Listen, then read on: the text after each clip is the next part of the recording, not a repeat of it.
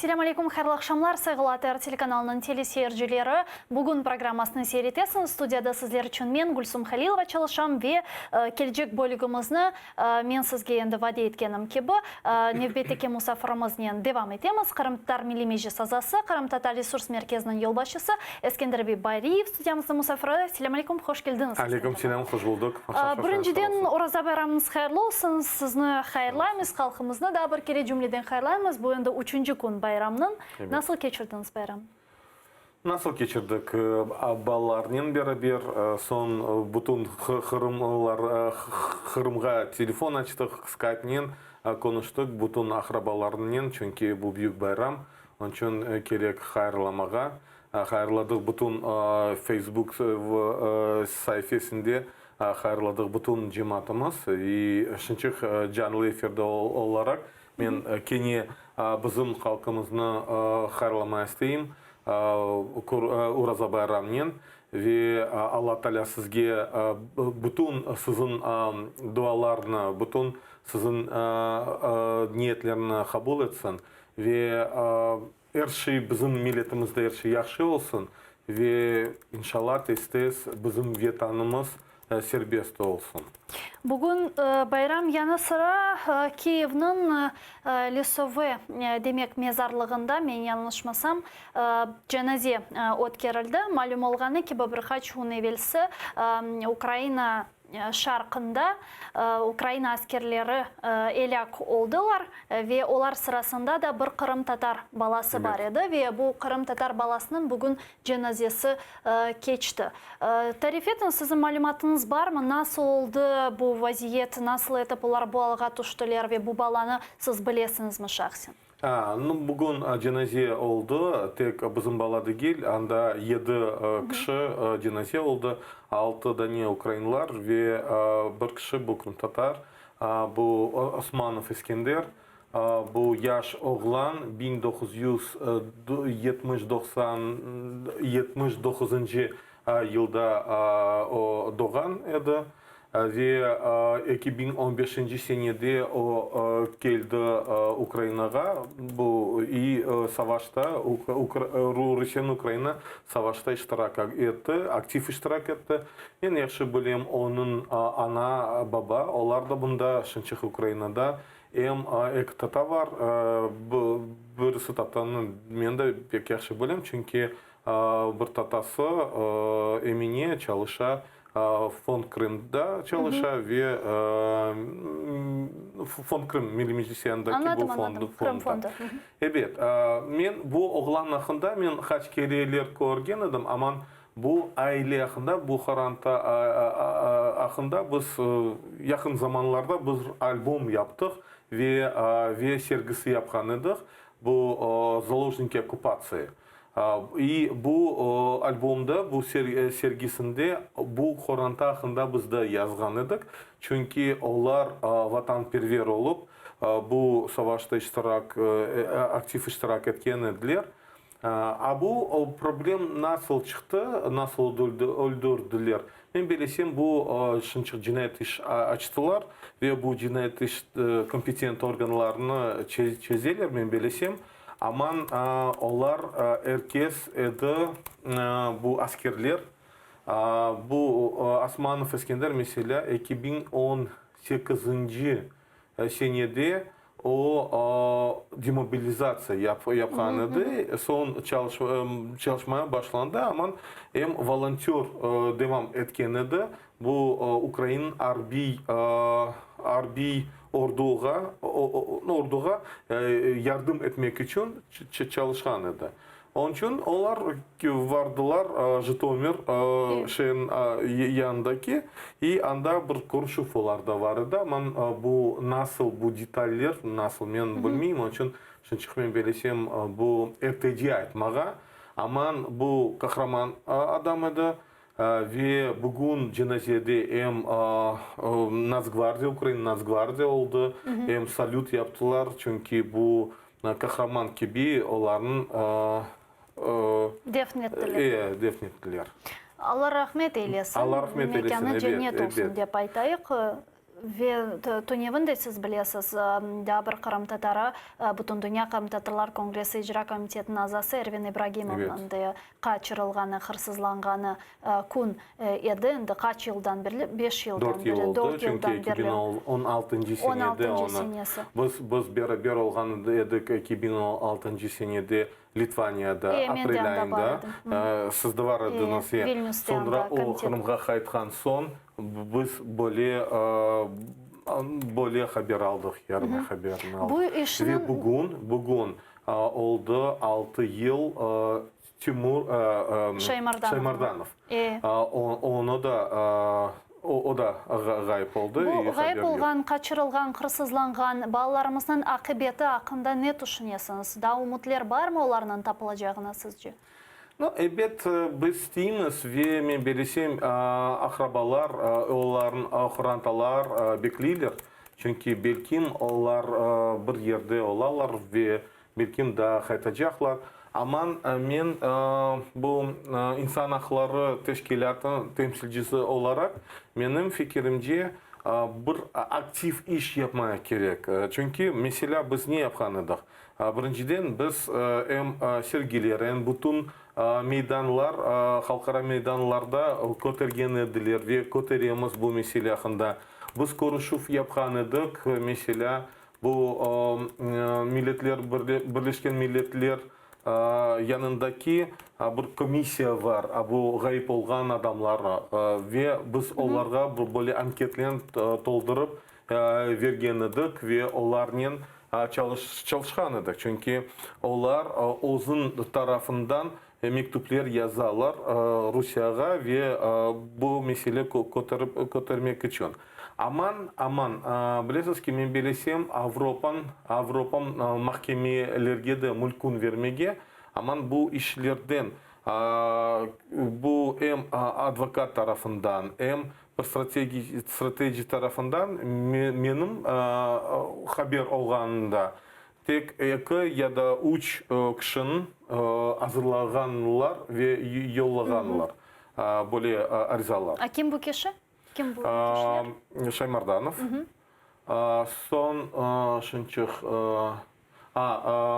Ришат Аметов.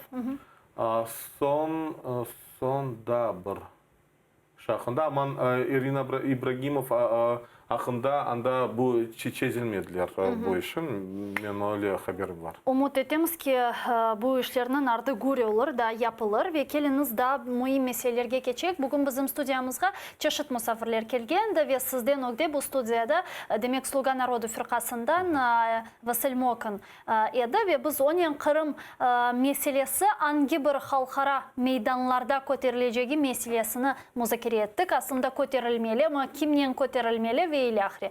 Ve siz bilesiniz biz bu sualini Prezident Vladimir Zelenskiy'e bergen edik kötürülecek mi deyip ve keliniz en başta onun cevabını dinleyik ve başlayık sübyetimizge bu mesele boyunca. Мы же с вами помним, что это наша земля, это наш народ. И может быть, вы правы, прийшов момент, когда цих майданчиків недостатньо для того, щоб говорити про Крим.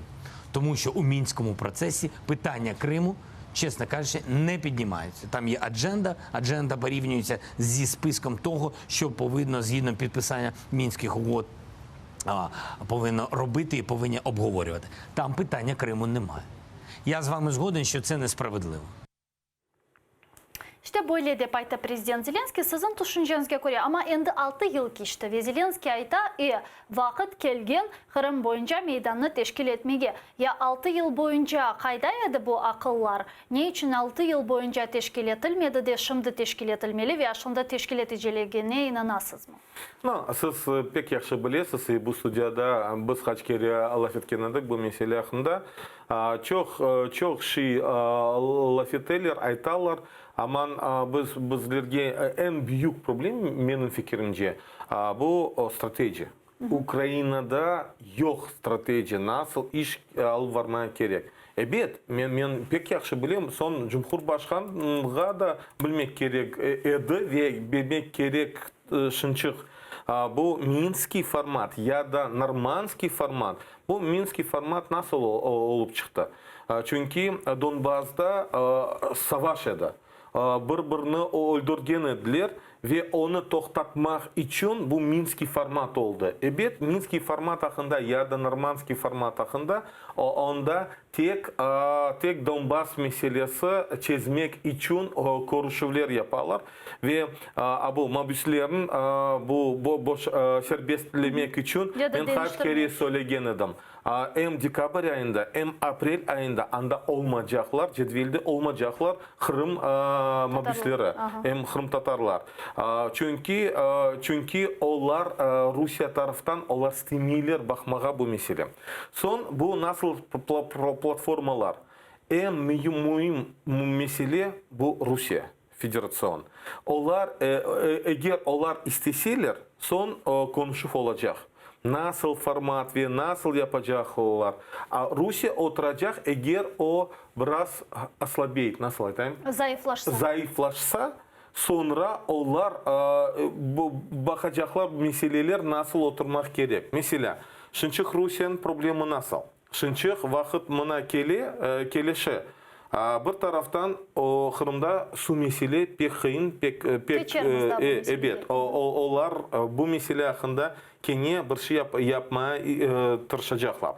İkinci mesele bu sanksiya, bu iktisadiyat sanksiya ya da ekonomik sanksiyalar o yardım etti. Ve Şınçık hem petrol ya da neft ve gaz Şınçık fiyatlar düştü dünyada. Onun için Rusiyalarga onlar iktisadiyat mesele pek kıyın olayadır. Ve onun için başka taraftan Ukrayna stratejik olarak bizlerge ne yapmaya gerek? Bizlerge ne kadar çok partnerler olsa o kadar faydalı olacak. En kuvvetli mesele bu Budapeşt memorandum. Budapeşt memorandum bakanda anda maddeler var. Dördüncü madde bu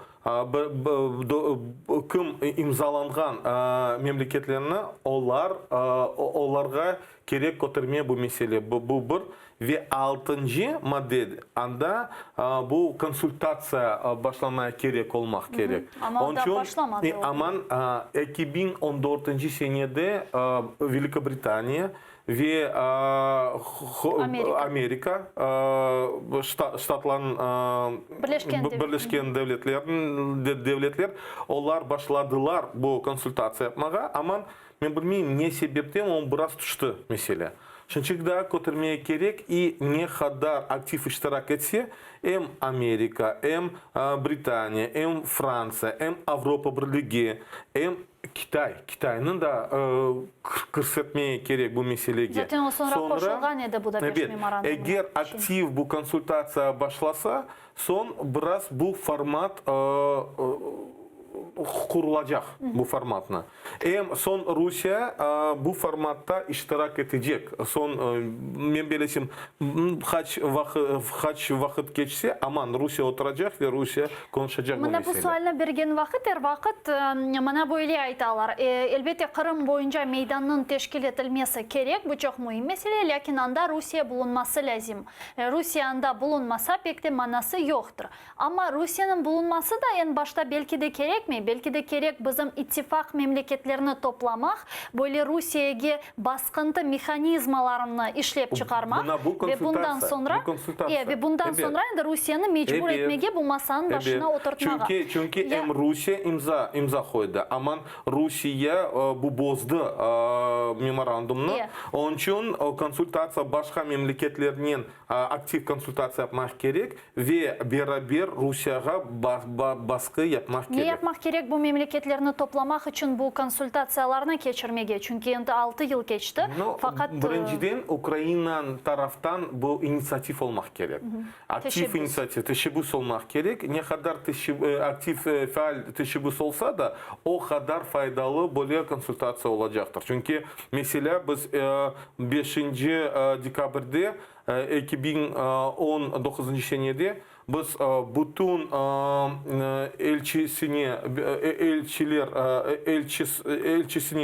elçiliklerin yanındaki biz hem mektuplar vergen edik, hem miting piketler yapgan edik. Hem Amerikadan çıktılar, onlar aytalar. Biz yardım etemiz, niçin siz bizim yanında piket yapasınız? Biz söyledik, biz sizge teşekkür etemiz. Aman bu az da bir faal iştirak etmeye gerek. Onlar biz anladık, tamam biz çalışacağız. Öyle söyleyenler. Mesela Britanya, mesela Kitay, aman Kitay yanındaki biz turgan edik, aman onlar mektup aldılar, aman bir haber yok. Cevap vermediler çünkü bu geostratejik bakanda Kitay uzun politikası var. Onlar hem Amerika'ya karşı çalışıyor, aman başka taraftan o Rusya'ya o kadar yakın değil. Aman Rusya'nın situativna, da, men aytayım öyle, situativna Rusya'nın hol tutar. Onun için biz Birleşken Milletler yanındaki bu Sovet Безопасности Xavfsizlik Şurası. anda Kitay Rusya'ya hol tutar. Biz göremiz. Çünkü Kitay özünde çok problemler var Uygurlarının. Мына siz ayttınız ki esas böyle vazifelerden biri bu Kırım boyunca stratejiyanın olması. Sizden evvel o yerde Sloga Народу Fırkası'ndan milletvekili oturaydı ve o ayttı ki belki o böyle anons vermedi fakat ayttı ki yakın zamanda böyle bir strateji çünkü onun üzerinde şimdi çalışıyorlar ve aydınlatılacak eken. Sizin bu haqda malumatlarınız var mı? Kim çalışa bu stratejiya üzerinde? Ну, bakınız, çok biz 6 yıl devamında işlemiz. Belki yakın zamanlarda olacak, yakın olmayacak. Ama praktik olarak 2015 senede bu RNBO yanındaki bir komisya toplagan idi. Men de iştirakında ettim. Biz strateji hakkında çalışkan edik. Ve bu strateji 11 ay sonra bir prezentatsiya yaptılar. Aman onlar bir strateji değil, a напрямки державної політики щодо деокупації і реінтеграції Криму і Донбасу. Bu bir prezentatsiya Garbulin yapgan edi. Aman devamı biz görmedik. Şimdi sonra Zelenskiy kelgende, Cumhurbaşkanı olganda bir komisya, reform komisyanın yaptılar. Bu şurası, reform şurası. Reform şurası yani yanındaki o karar verdi ya da поручение, nasıl talimat verdi. Bu Kırım, Ukrayna prezident temsilciliği onlarga etmege kanunları, bu kanunların lehalarını nasıl bu etmek gerek. Aman biz şimdi görmeyimiz devamı, belki yakın zamanlarda bir şey olacak, Allah bilir. Aman faal çalışmaya gerek ve onlarga basıp etmek gerek. Çünkü Kırım mesele şimdi Ukrayna'da biraz çetke kaldı. Onun için bizlerge aktif iştirak. Sizce Prezident Zelenskiy'nin niyeti var mı Kırım meselesini meydanlarda koterip? Sadece meydanlarda kotermek değil çünkü o koterildi zaten Kırım meselesi diğer Ukrayna siyasetçileri tarafından. Yani niyeti var mı böyle bir meydanı teşkil etmeye ve belki bilmem Putin'in bu meseleni oturup çözmeye? Ну, шынчы қиын маға айтмаға, ebet не Cumhurbaşkanı'nda akılında var, ben bilmeyeyim. Aman biz görüyoruz bir taraftan o her zaman söylüyor, evet Kırım bu işgalsiz yapmaya gerek, serbest yapmaya gerek. Aman praktik taraftan ve adım adım bu nasıl adımlar ben şınçık görmeyeyim. Ama siz konuştunuz da Zelenskiy'nin, belki onu sizge ayttı Kırım boyunca yapacak hareketlerini. No, birinciden biz görgen edik 18 Mayıs'ta. 18 Mayıs'ta tek o biraz Kırım Tatar halkının matem günü.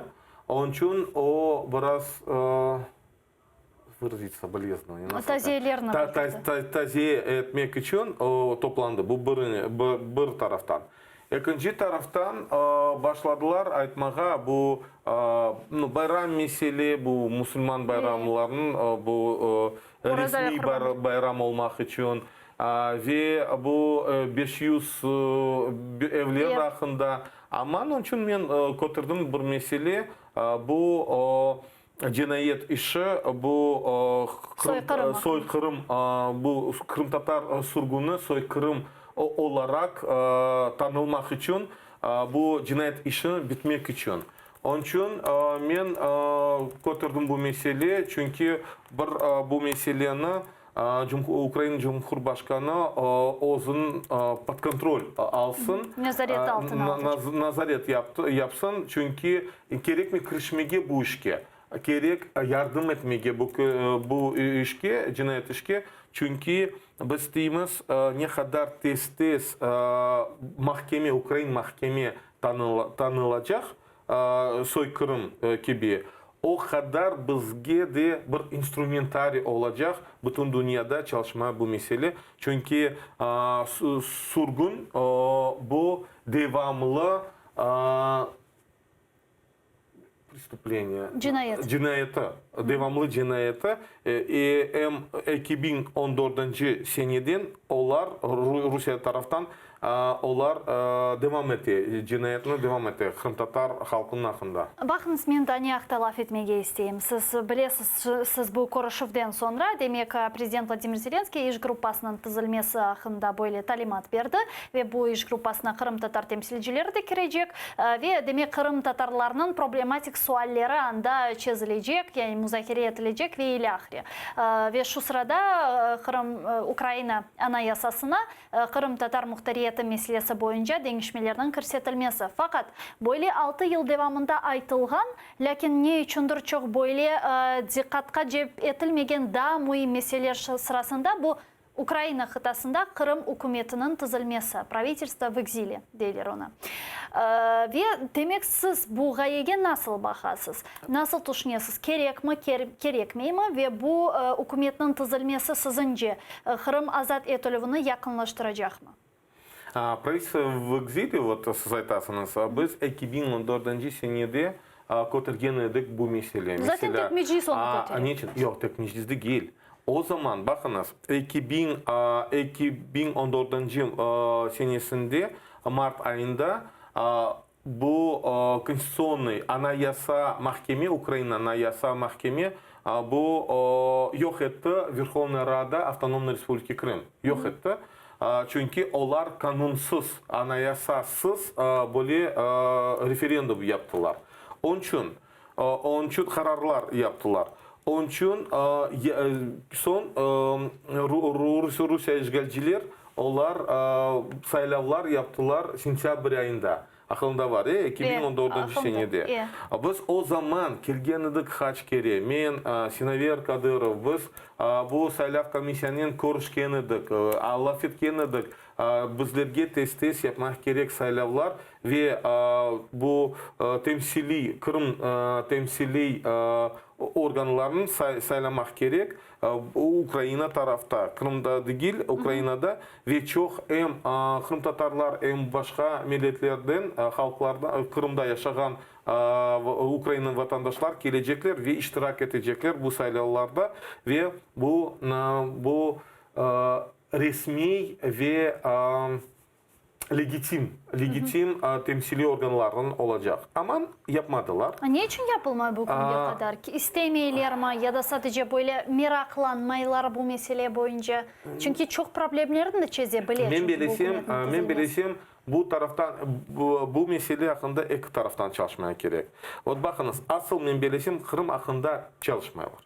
Eğer çalışsalar da bir taraftan bu правительство в exili yapmaya mülkün ya da Верховная Rada в exili hem şınçık bu hıyın yapmaya çünkü tek mülkün yapmaya kim şınçık Материковая Ukrayna'da yaşay. Ну, я хочу сказать о том, что Да. те люди, которые... Вот сейчас намного сложнее это провести, чем это было, допустим, в 2014 году. Потому что в 2014 году могли люди приехать из Крыма, проголосовать и уехать. Сейчас мы можем только рассчитывать на тех людей, которые непосредственно проживают на территории материковой Украины. Но, в принципе, гипотетически это вполне актуально, и это вполне можно сделать. С другой стороны, у нас есть еще другой официальный орган, который постановлением Верховной Рады Украины признан официальным органом, это Меджлис крымско-татарского народа. Другой вопрос, о чем, в принципе, я неоднократно говорил и говорю. Меджлис у нас, получается, это официальный орган в соответствии с решением законодательного органа Украины. С другой стороны, в Украине до сих пор нет закона, который бы регулировал бы и давал бы право Меджлису находиться в правовом поле Украины. И таким законом является единственный закон, на который не нужно конституционное большинство. Это закон о коренных народах. И поэтому на данный момент, если мы хотим увидеть решение проблемы поэтапное, мы можем, не нужно браться за все сразу и ничего не делать, ссылаясь на то, что конституционное большинство нужно и так далее, как это было в предыдущие годы. Нужно поэтапно. Нужно принять закон о коренных народах, где достаточно 226 голосов. Далее, когда мы говорим о принятии закона о коренных народах, мы вводим Меджлис полностью в правовое поле. Меджлис, соответственно, может, и там будут урегулированы взаимоотношения Меджлиса как с президентом, так и с Верховной Радой, так и с другими органами центральной исполнительной власти Украины. Это раз. Второе, когда мы говорим о принятии закона о коренных народах, мы еще говорим о десятках законов. Это и бюджетный кодекс, это и налоговый кодекс и так далее, где урегулируются все эти вопросы.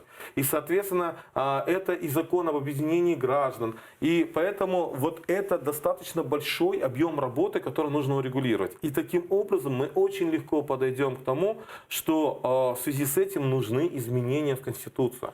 А когда мы просто зацикливаемся только на одном, что нам нужно конституционное большинство, и мы видим, как, скажем, внутри даже тех сил, где возможна поддержка, мы видим некое даже неоднозначный подход. И поэтому, на мой взгляд, нам нужно, вот если была бы стратегия всех этих процессов, то мы видели бы шаг за шагом, что необходимо принять, тогда бы была бы и добрая воля, и политическая воля в некоторых вопросах, и в том числе поэтапные подходы, которые бы, скажем, урегулировали в правовом плане эти все вопросы. Ну, а насколько И тогда реалистична вот идея с созданием правительства? Реалистично, она вполне реалистична, потому что в ближайшее время планируются выборы в местные советы в Украине. Они должны быть, по идее, в октябре, в зависимости от карантина, там посмотрим, могут перенести, но пока нет никаких предпосылок, нет никаких заявлений. И в рамках этих выборов могли бы избрать Верховную Раду Автономной Республики Крым. Она могла бы быть, скажем, она могла быть не в том, допустим, полном составе, как, допустим, 100 человек, но хотя, в принципе, это все регулируется самими нормативно-правовыми документами. И причем некоторые документы, которые были приняты, они не могут быть просто даже отменены Верховной Радой Украины. Вот, к примеру, Конституция Автономной Республики Крым. Ее на самом деле принимает и, скажем, носит изменения исключительно Верховная Рада Автономной Республики Крым, а утверждает Верховная Рада Украины. И ряд вот таких есть, скажем, ряд нормативных документов, которые уже нужно системно урегулировать и, соответственно, менять. Даже если представить, что мы создаем на материковой части Украины правительство, Совет Министров, то согласно Конституции Автономной Республики Крым, он не может быть создан без участия парламента. Без решения парламента. Без решения парламента, конечно, потому конечно. что там кандидатуры главы, допустим, Совета Министров назначает Верховная Рада Автономной Республики Крым. И получается тупик. Уже, конечно. Да. И здесь вот, когда мы говорим о том, что если мы выбираем легитимный орган, Верховную Раду Автономной Республики Крым, то, соответственно, выбираются соответствующие компетентные органы, которые имеют все полномочия представлять на многих вот этих встречах. Или это должно быть просто просто числе, или ИО. иметь делегирование. Но ИО, вы понимаете, ИО, но кто будет назначать ИО? Каким образом? Соответственно, если у нас будет Верховная Рада Автономной Республики Крым, она может выбирать или назначать голосованием. И это будет не ИО, это будут действующие официальные представители. Но вот все-таки вот у вас есть примерное понимание государственных ставок в Совете министров, допустим, Автономной Республики Крым? Вообще, какой функционал Совета министров? Вот на материковой части Украины вы видите, какие функции должны быть у них? Ну, смотрите, у Совета министров функции полностью прописаны сегодня в действующих нормативно-правовых актах. Другой вопрос, что мы не должны говорить о том, что о полном там кабинете там, или о полном составе, потому что действительно ряд функций, которыми просто не сможет управлять Совет министров Крыма в экзиле, потому что он просто не контролирует ситуацию и не действует на территории Автономной Республики Крым. Но вот ряд даже вопросов, связанных с обеспечением административных услуг, которые необходимы для жителей Крыма, как раз таки Совет министров может выстраивать эту работу. И, соответственно, мы же знаем, что и ряд вопросов связаны там, допустим, с теми же получением определенных административных услуг. Ряд вопросов связаны и с органами, которые, скажем, с имущественными процессами, да, там, с какими-то вот земельными вопросами и так далее. Потому что, вот, допустим, когда мы могли бы ряд вопросов решить, то здесь можно было бы связывать и там, попытаться восстановить и земельный реестр, там, и ряд вопросов, которые могли бы быть систематизированы, потому что мы уже сегодня должны задуматься о том, завтра будет деоккупация. Вот, ну, вот может быть такая ситуация. Помните, как Советский Союз раз и развалился? Кто у нас будет готов заниматься реинтеграцией Крыма?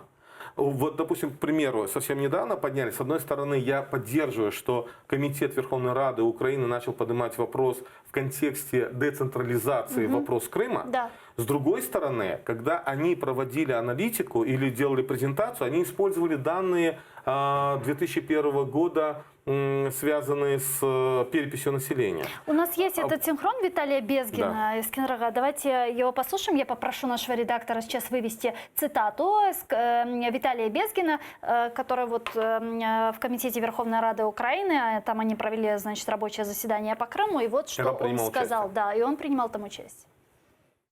Провели зустріч робочої групи щодо територіального устрою Криму, погодили план подальших дій серед ключових наступних кроків. Актуалізація статистичних та інфраструктурних даних, врахування демографічних змін, що відбулися з моменту окупації, напрацювання юридичного шляху виписання частини про Крим в акті щодо районів, початок системної роботи над базовим рівнем адміністративно-територіального устрою Криму та 10-м розділом Конституції.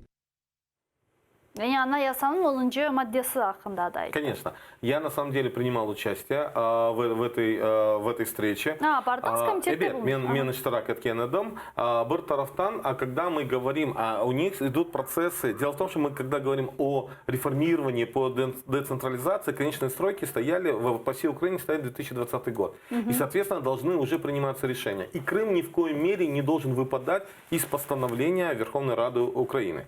С другой стороны, мы когда говорим о вопросах деоккупации, мы в том числе уже должны строить некие модели децентрализации. С третьей стороны, мы должны понимать, что вопрос децентрализации – это больше не политический вопрос, а больше экономический вопрос.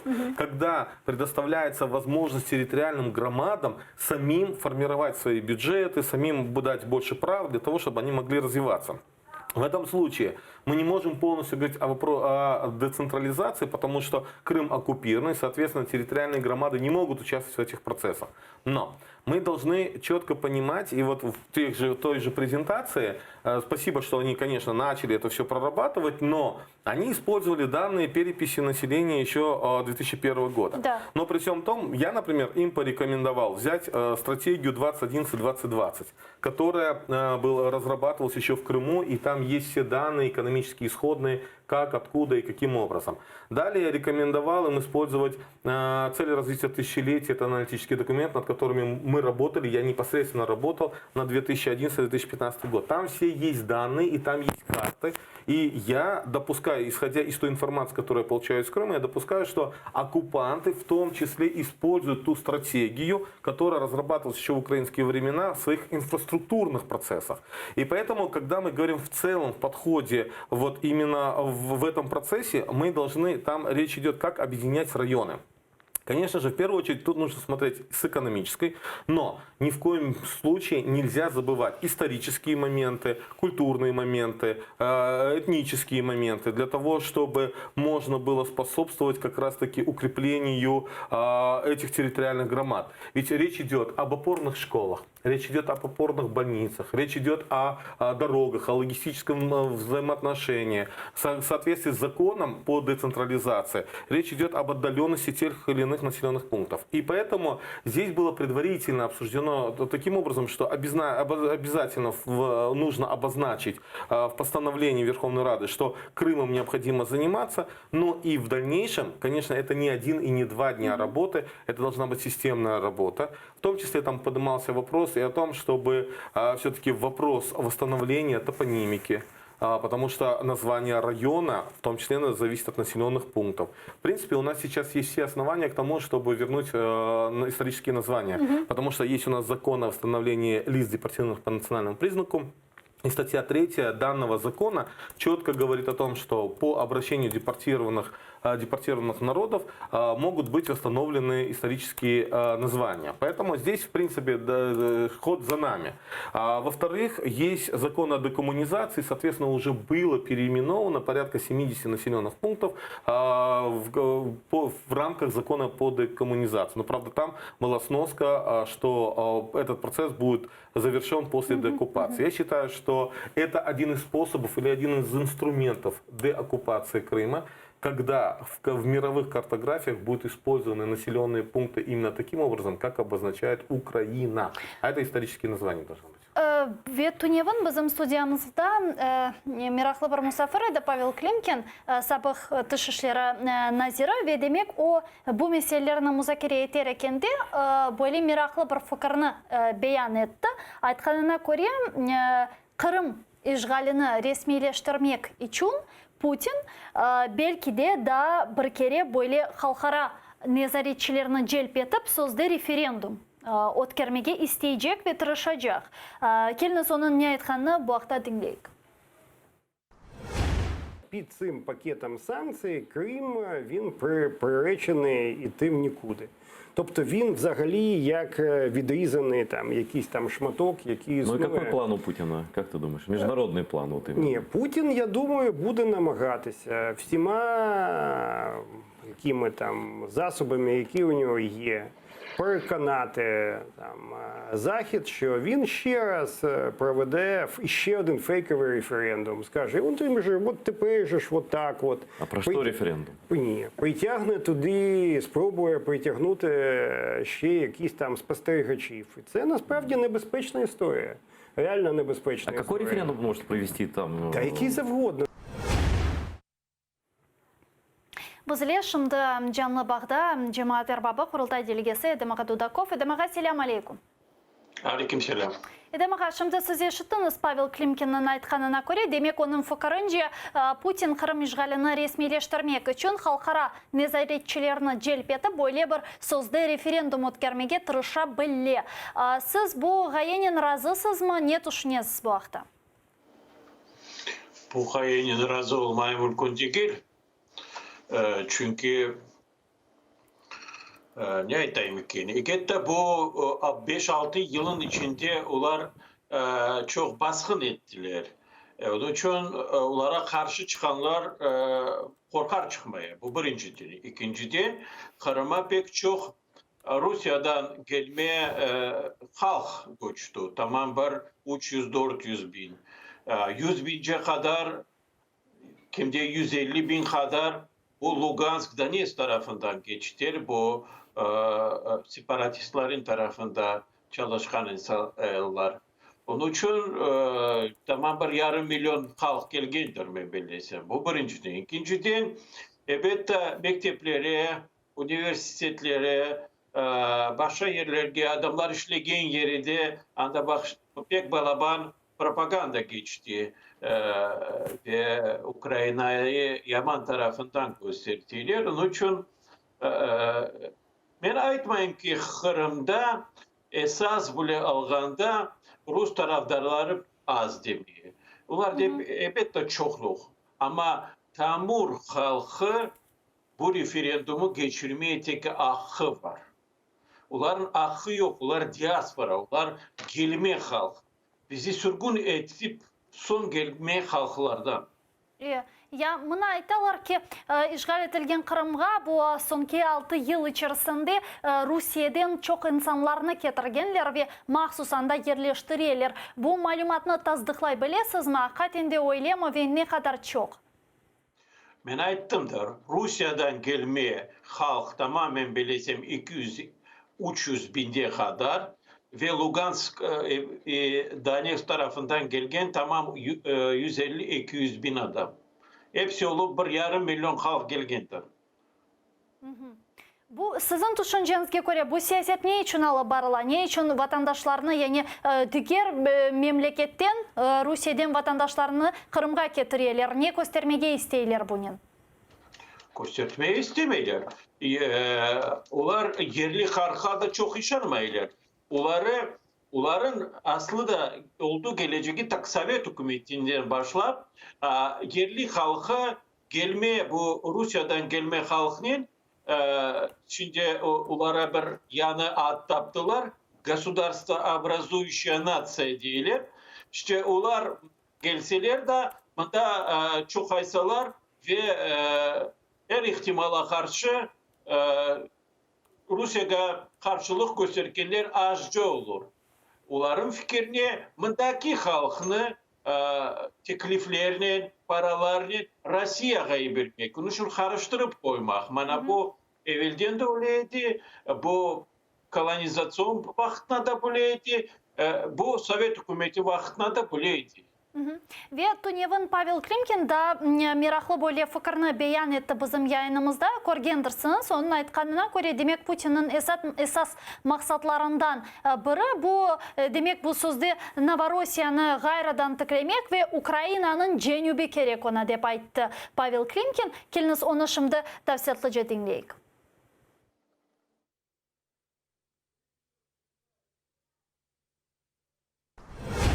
Український південь – це ключова історія для нього. Дивись, якщо він йде на дестабілізацію, а потім на можливу військову операцію, як би вона не виглядала, гібридно чи не гібридно, він отримує домінуючий контроль над Чорним морем. Геополітика сидить у нього в голові.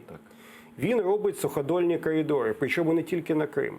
Він робить і на Молдову, і на Придністров'я також. Він, і що дуже важливо зрозуміти, ну, вода, само собою, а він ще й замикає в оцей проект Новоросії. А у нього в голові це сидить. Він не просто так повторює споконвічні російські землі. Він реально в це вірить. Він реально вірить, що це от, реально належить його путінській Росії. І я думаю, що український південь ну, я вважаю, що це ціль номер один сьогодні для Путіна. Реально ціль номер один. З будь-яких точок зору, геополітичною, Крим. Ну і знову таки, якщо це буде, то тоді виникає питання взагалі цілісності і державності України. А якщо виникає це питання, а куди туди повертати Крим? Для нього тоді це вирішення всіх проблем.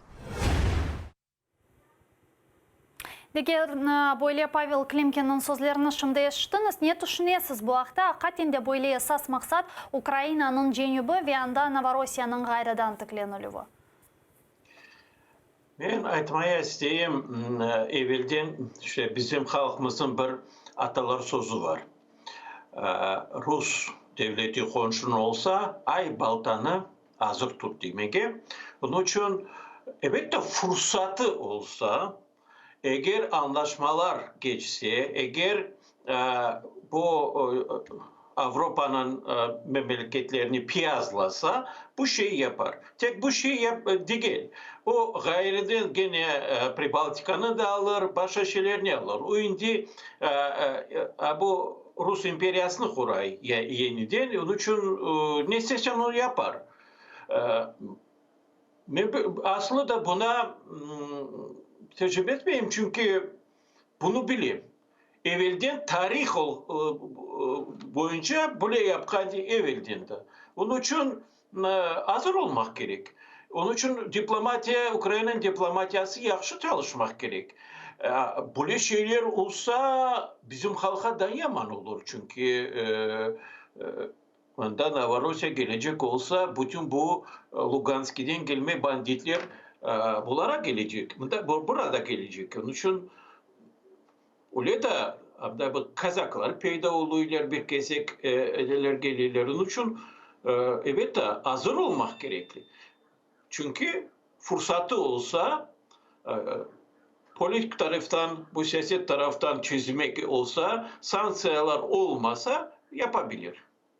Çok sağ olun Setem ağa, bizle bağlanğanız için. Eden Dudakov, Qurultay delegesi Cemaat Erbabı bizle canlı bağda işgal etilgen Kırım'dan edi. Pavel Klimkin'in aytkanlarını şimdi siz eşittiniz. Hem birinci mesele boyunca, bu referendum boyunca ve ikinci mesele boyunca, bu demek birinci maksat Ukrayna cenubu. Ne düşünüyorsunuz en başta bu referendum boyunca? Hakikaten o böyle halkara nezaretçilerini celp etebilir Kırım'a, onlar barabilirler mi onda? Bakınız, Rusya'ya ne gerek? Bu resmi Kırım işgal yapkanı resmi ya da legitim yapmak için. Evet. Onun için onlar referandumga kaç kere daha katacaklar. Kaç kere atacaklar. Siz isterseniz biz referandum yapacağız. Aman doğru söyledi Edem Ağa Dudakov, bu benim fikrimce mühim mesele bu tamir halk. Право на самоопределение имеет коренной народ Крыма. То, что мы в численном меньшинстве, еще раз скажу, это обстоятельства исторической, это результаты колониальной политики Российской Федерации или России, скажем так, в целом. И в том числе, скажем, мы в соответствии с международным правом, именно крымские татары имеют право на самоопределение. Поэтому, если говорить о референдуме, мы только должны говорить о крымских татарах. Далее, когда мы говорим о коридоре, здесь вот то, о чем говорил Климкин, я единственное еще один фактор добавлю. Он обозначил несколько факторов. Это или причины, или цели, да, которые хочет предусматривать Российская Федерация. Это доступ воды к воде и, соответственно, контроль над водой и подачу воды в Крым, потому что для них это большая проблема. С другой стороны, полностью закрыть Черное море и расширить свое влияние на Черном море, потому что сегодня все равно Россия, скажем, имеет меньшее влияние на Черном море, чем, допустим, Турецкая республика или страны НАТО.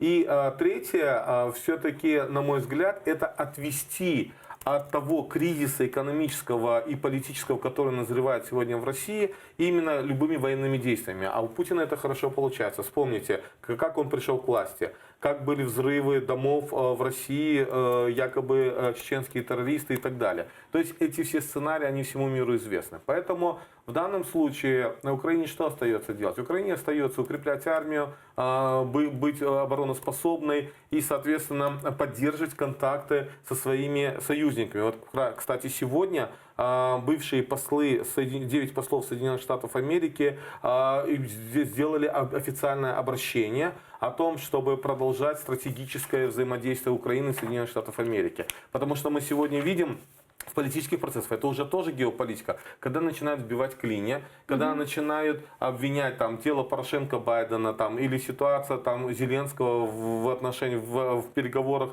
с Трампом и так далее. Таким образом Украину пытаются ввести или с помощью, опять же, самих же украинских политиков ввести во внутриполитические процессы в США. И таким образом там две основные партии, это республиканцы и демократы, таким образом вбивается клин между Украиной и, соответственно, политическим истеблишментом Соединенных Штатов Америки. Наша задача сохранить взаимоотношения с США, наша задача сохранить взаимоотношения с западным миром, и наша задача еще и получить от них максимальную поддержку, в том числе и в летальном оружии.